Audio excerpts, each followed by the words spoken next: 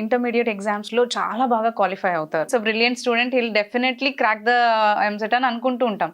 So where they are lacking actually, మీరు అలాంటి students మీరు ఎలా ట్రైన్ చేయడం జరుగుతుంది? ఏపీ సెట్ ఎగ్జామ్ తీసుకుంటే 3 hours duration, 160 questions, 180 minutes.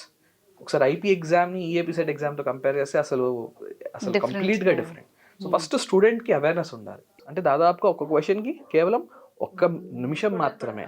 Time management ఎలా చేయాలి మరి అంటే, ఫస్ట్ ఈజీ క్వశ్చన్స్ని ఐడెంటిఫై చేయాలి, నెక్స్ట్ మోడరేట్ క్వశ్చన్స్ని సాల్వ్ చేయాలి, అండ్ ఫైనల్గా డిఫికల్ట్ క్వశ్చన్స్. ఈ ఎగ్జామ్లో ఎలాంటి నెగిటివ్ మార్కింగ్ లేదు.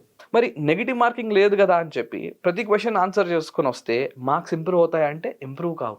బేసిక్స్ కనుక ప్రాపర్గా నేర్చుకుంటే ఆ ఎలిమినేషన్ ట్రిక్ ద్వారా వాళ్ళు ఆన్సర్కి చాలా క్లోజ్గా వెళ్తారు మేడం. ఒకవేళ స్కోర్ ఇంప్రూవ్ అవ్వాలి అన్నప్పుడు సో మొత్తం సిలబస్ని కనుక కవర్ చేస్తే సో ఈజీ క్వశ్చన్స్ని ఈజీగా ఐడెంటిఫై చేయొచ్చు.